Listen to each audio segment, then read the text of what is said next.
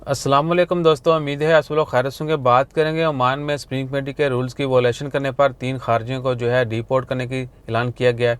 Deport करने का ऐलान किया गया है और इससे पहले उनको जेल और जुर्माने की सज़ा हुई है। जैसे वो अपनी सज़ा कंप्लीट करेंगे कैद की, उसके बाद उनको ओमान से डिपोर्ट कर दिया जाएगा। और आप सबसे मोदबाना गुजारिश है, रिक्वेस्ट है, हाथ जोड़ के जड़ा ना बेनती है कि पायन हालात जड़े ने बड़े टाइट ने और यहाँ से निकालने पर जो है ना कोई कसर,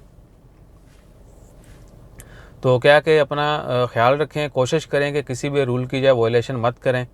और जितने भी जैसे ही यानी प्यार के साथ जहाँ पर जैसे आप रह सकते हैं गुजारा करें और कोशिश करें कि इस टाइम औखा वेला है तो इसको काटना पड़ेगा।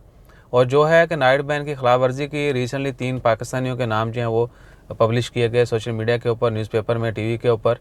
और उन तीनों के ख़िलाफ़ यह था कि उनको मस्कत से गिरफ़्तार किया गया, उनके ख़िलाफ़ जेल जुर्माने की सज़ा हुई है, उसके बाद उनको डिपोर्ट किया जाएगा। इससे पहले भी केसेस होते थे लेकिन मेंशन नहीं किया जाता था।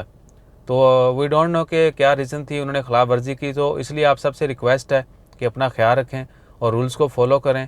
ओमान में जो है हालात पहले की तरह नहीं है, काफ़ी टाइट हैं और कानून भी काफ़ी टाइट है। तो अपना ख्याल रखें, दुआ में याद रखें, हर मुमकिन कोशिश करें कि ख़ुद भी सेफ़ रहें, दूसरों को भी महफूज रखें। अपना ख्याल रखिएगा, दुआ में याद रखिएगा और हमारा ख्याल रखने के लिए लाइक शेयर सब्सक्राइब कीजिएगा। जज़ाकल्लाह, अल्लाह हाफ़िज़।